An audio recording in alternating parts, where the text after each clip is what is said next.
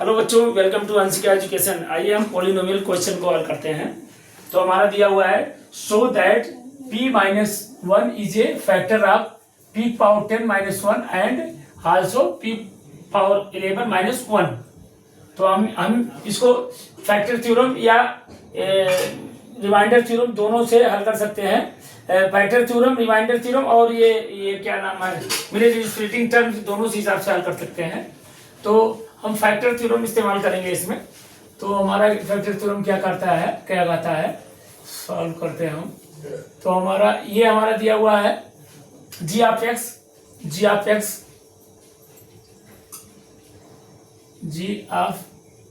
p लिख देते हैं।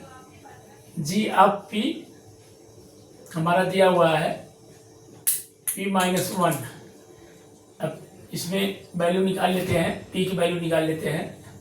p इक्वल टू 1, यहाँ वैल्यू p की आ गई। फिर इसको हम, ये हमारा g ऑफ x, इसमें g of x p of x है हमारा ही। तो हमारा p ऑफ x में p की तरफ हम f ऑफ p लिख देते हैं। f of p, f change कर देते हैं, sequence f of p equal to p power 10-1। अब इसमें p की वैल्यू पुट कर देते हैं। f ऑफ p की जगह 1 लिख देते हैं, 1 पावर 10-1। 1 को जितना भी मल्टीप्लाई किया जाए तो हमारा वही आएगा, 1 ही आएगा। तो 1-1 इक्वल टू 0 हो जाएगा। 0 हमारा f ऑफ 1 इक्वल टू 0। फिर इसी तरह हम अगले वाले में p पावर 11-1 भी उसी तरह हल करते थे। हमारा g ऑफ x दिया हुआ है, तो g ऑफ x का p की वैल्यू 1 मालूम है हमें, तो इसमें भी उसी तरह पुट कर देते हैं। तो इसको मान लेते हैं h ऑफ p।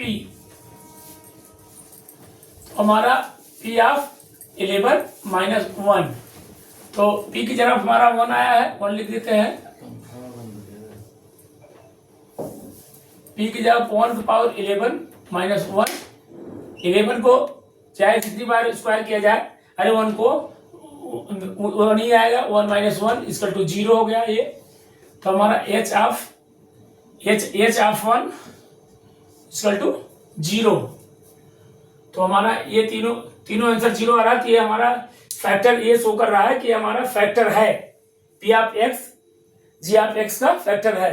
तो द स्टेटमेंट में लिखेंगे the factor of p of x factor multiply is g of x। इसी के साथ क्वेश्चन नंबर 18 समाप्त होता है पॉलिनोमियल का। नमस्ते।